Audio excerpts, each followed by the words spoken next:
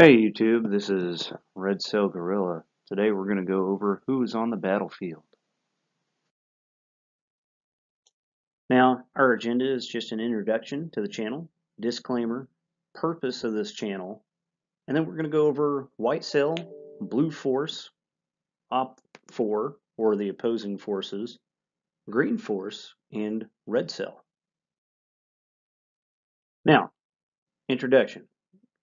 Who am I? What do I do? Red Cell Guerrilla is just a dude with a select set of skills and experiences to pass along to the whole of the United States populace. I believe that everybody, lottie-dottie everybody who is fighting age, male, female, doesn't matter, should know and be taught exactly what I'm trying to pass on. Now, I have played the insurgent against United States Uniformed Services in a lot of training, right? Where they focus on how to change governmental systems through force. Now, again, training. I've been the bad guy as I was a good guy, okay? Now, let's pretend it's 1776 and people have placed their grievances against the government, right? That being Great Britain at the time. Requests for taxes to be dropped and actual representation in the legislation of the government has been denied. Now the United States, which was only the colonies at the time, has to sever itself from the system of Great Britain or remain slaves to that governmental power. Then the government in power decides to come for the guns, Lexington and Concord. However, this happens every single day in 2022, 2023. It's been happening since before then. Don't think that just because you haven't seen it on the TV doesn't mean that it isn't happening. Now imagine, if you will, an overall government system that has gone rogue and partisan or bipartisan folks voted in by the populace. Those votes occur, but they've got no effect on how the government behaves or which legislation is passed, which is still happening everywhere in the United States, but also worldwide. It could be our nation, it could be anyone else's nation. And the truth is, the government is designed for one purpose, and that is to continue to keep citizens or slaves in line. No one has come to save you as the citizen. The military was infiltrated years ago, and they are not coming to help you. Law enforcement does exactly what it's in place to do, and that is enforce the laws that are placed on books by people that aren't you. Law enforcement has nothing to do with keeping you free or being on your side. It's got everything to do with keeping you as the citizen in line and afraid. Because if you are unafraid to break small laws, you might actually become brave enough to tear down the protections of those in quote unquote power and the protections that they've put around themselves. You're going to have to use a specific strategy to overcome obstacles placed against you for an overall win, and specific tactics to win in your engagements. Otherwise, you're going to be doomed to fail, and failure is going to mean continued enslavement at best and prison or death at the very worst. This series is for the guerrilla. Now, look, please don't be that guy. Any discussion in this slide deck, our conversation, the videos contained on this channel, they are not explicit directions. This is only designed by Red Cell Guerrilla to be informative and instructional for educational purposes only. Red Cell Guerrilla is not telling viewers to do anything illicit, illegal, or anything at all. This is simply a discussion based on materials that are open to the public. Most of what is discussed on this channel is an explanation of ATP 3-21.8, which is an instructional tactical pamphlet open for public distribution from the U.S. Army. The purpose of this episode is for the guerrilla to identify forces. I want to ensure that guerrillas are fully aware of their role in the turmoil of the battlefield. Guerrilla forces must understand a few simple truths before heading out the door and making the choice to fight for their natural rights and freedoms. Be brave enough to take and keep your natural rights. The proverbial they are simply taking them from you without a second thought. You're meaningless to them, and you're just extra carbon in their minds. The guerrilla must allow everyone the same rights that they assume for themselves, or further destabilization is going to occur, or you're going to start fighting without a cause. Now we're just fighting for absolutely no reason, not trying to make a change, just fighting to fight. Now, let's go over White Cell. You can read the slide deck, but in war games, white cell is out of play. Those guys are just graders who decide who lives or who dies or how well a graded unit performs out in the field. We're going to try to bring this into the real world. For the purposes of a guerrilla, white cell is a command group or higher command group of blue 4 and possibly green forces. White cell is going to include, but not limited to be, political office structure, bureaucratic office structure, controllers and high-level uniformed military officers and police forces. This is at every level from city, county, state, and federal level. Now, other examples of white cell are going to be judges, lawyers, other social aides that carry the weight of an assumed authority. And in Western nations, the members of white cell are not targets of a military nature because they are considered to be off limits. But here's the catch.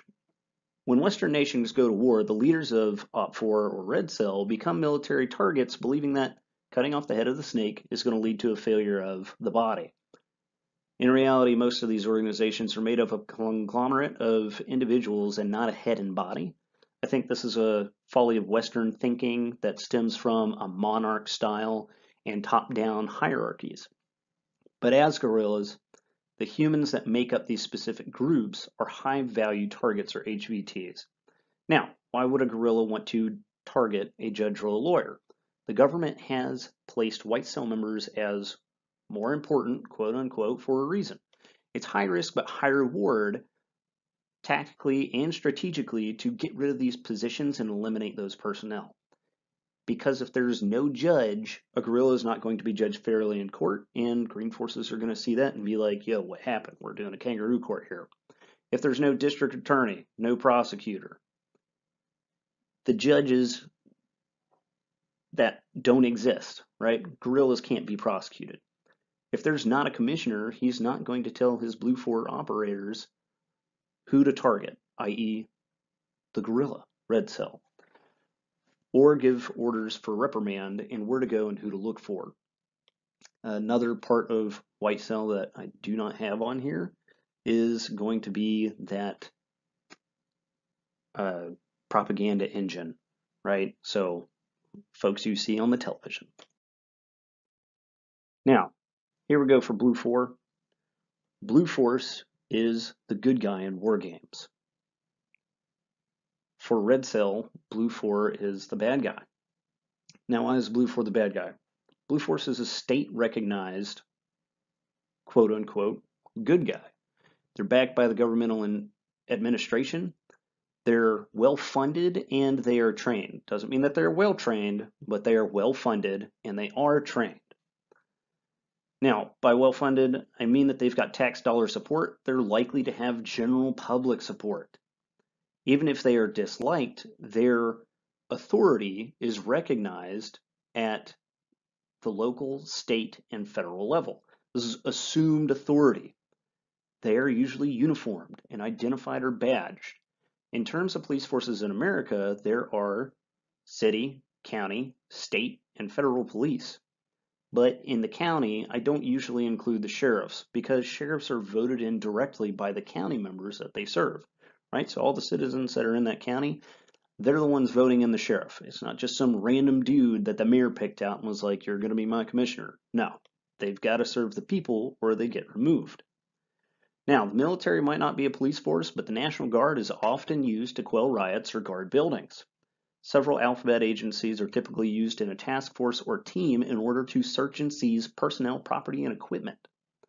Executive agencies in the U.S. are all armed, including the Bureau of Land Management, the Internal Revenue Service, and United States Department of Agriculture. I would say why, but it's pretty obvious in my mind. Now, assumed blue 4, which have no badges, should immediately be assumed to not be blue 4 and dealt with severely.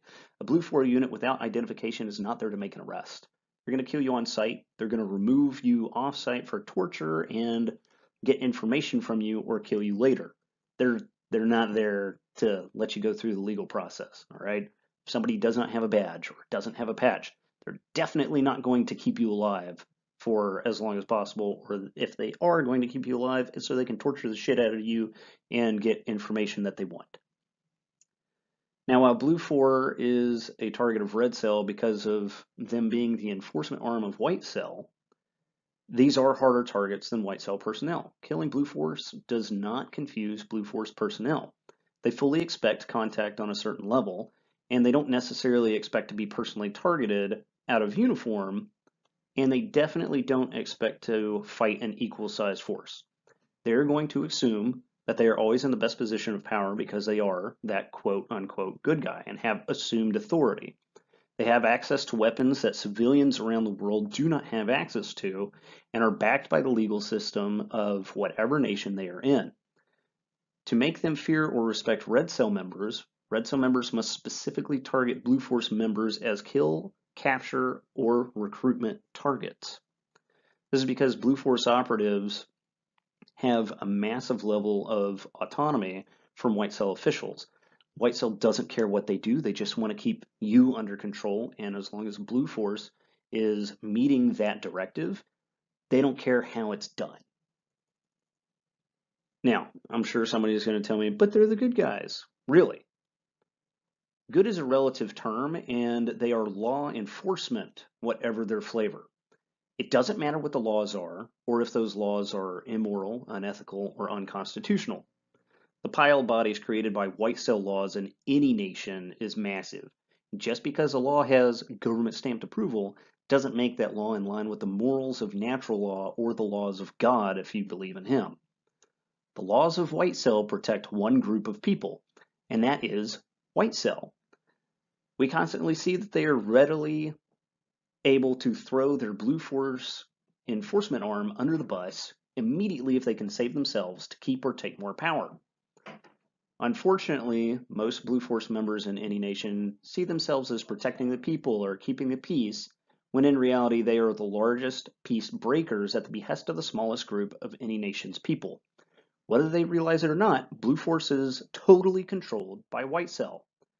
They will be the good guys right up until they come for your family, come for your home, and everything that you thought was yours. They are going to be coming to you and stealing your things at gunpoint. Remember, putting Jews on a train to go to a work camp for the Jews' safety was completely legal, and so was stealing their homes and stealing their belongings. Were the Nazis the good guys to the Jews? Now, opposing forces. In war games, Op 4 is the typical bad guy of Blue Force. Op 4 may or may not be uniformed.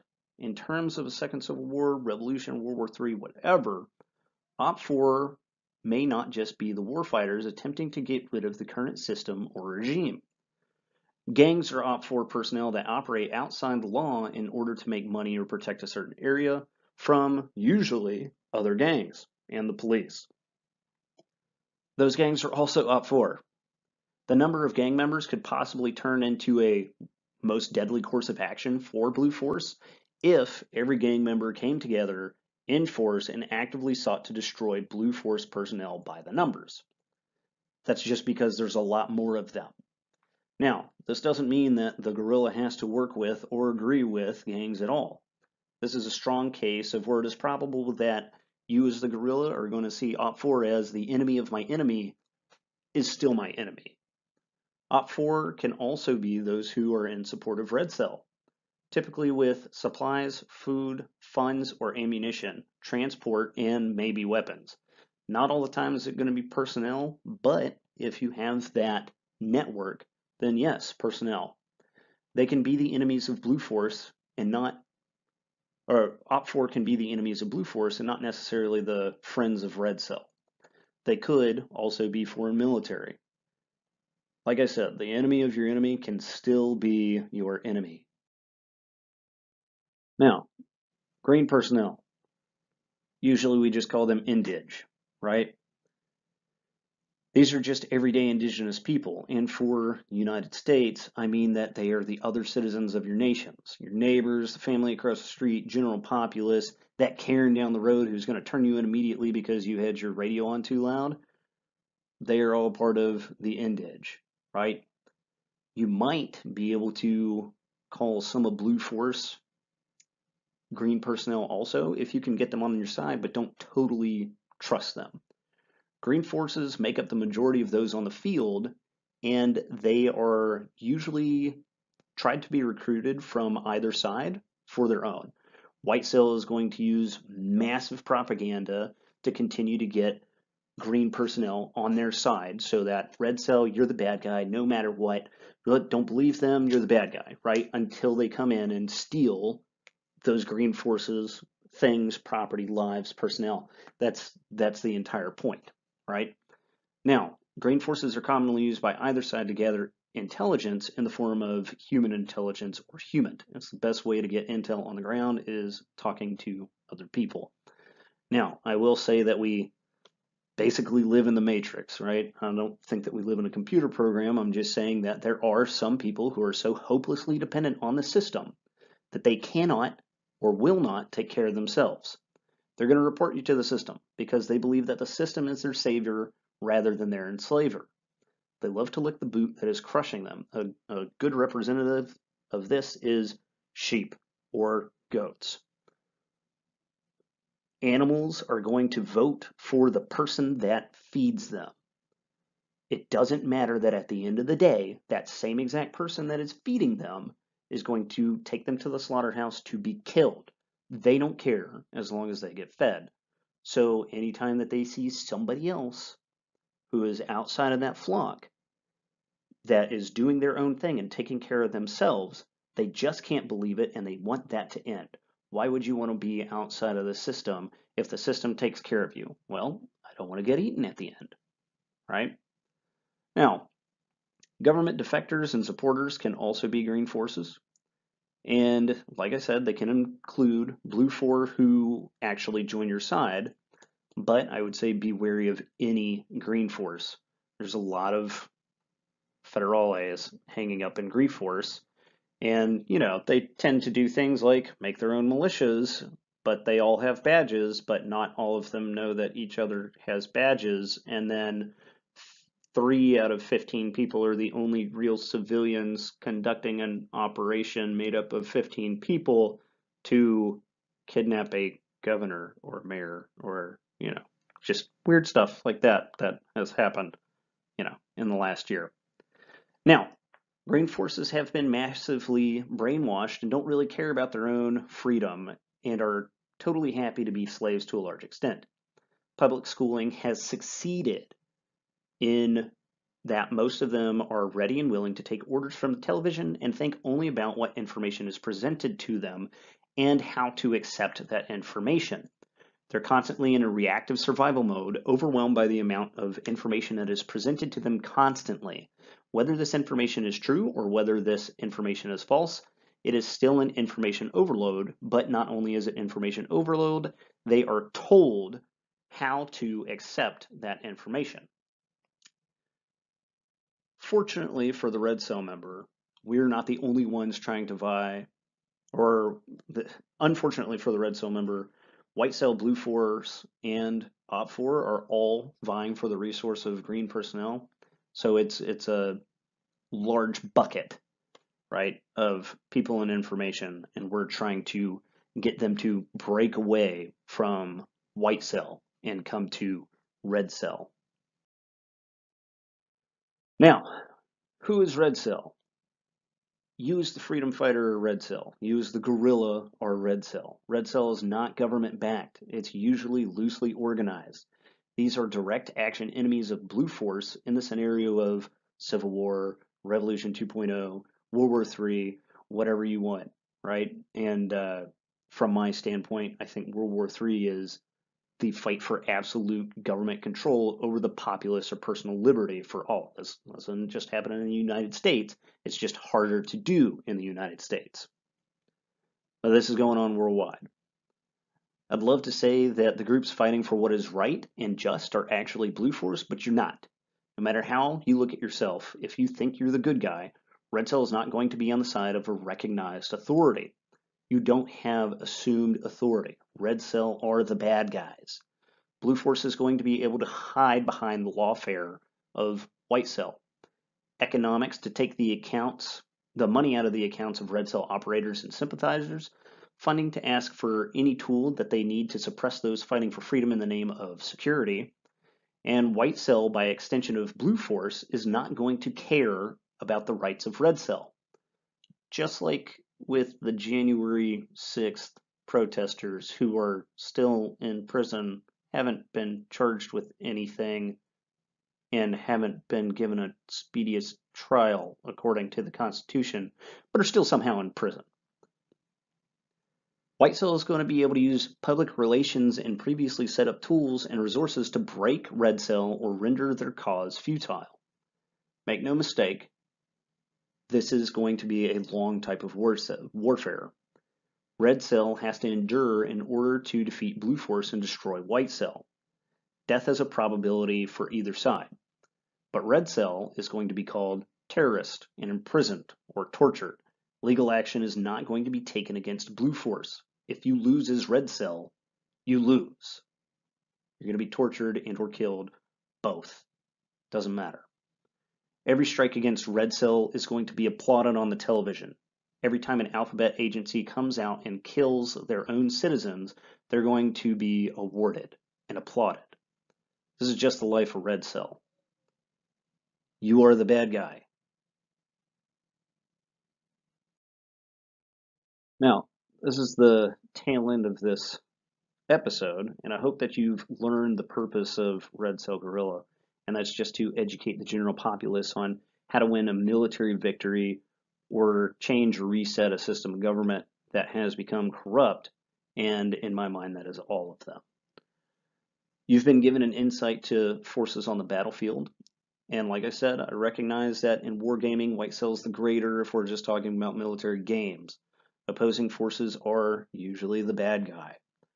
Blue force is usually U.S. military and green forces that are indigenous warfighters fighting on the side of blue force. Red cell is meant to be the best of Op 4 and really gives blue force a run for their money and might actually be able to defeat blue force. We're throwing that all to the side. That's not the intent for this series. Now, the last thing I want you to know is if you feel like something is wrong where you live, no one is coming to help you. You're going to have to help yourself, and it's possible. Protesting is not going to change anything, and that's a simple truth. Violence is going to continue to come from white cell in either case, whether it's for or against you. Don't let white cell members have any more power. In transmission.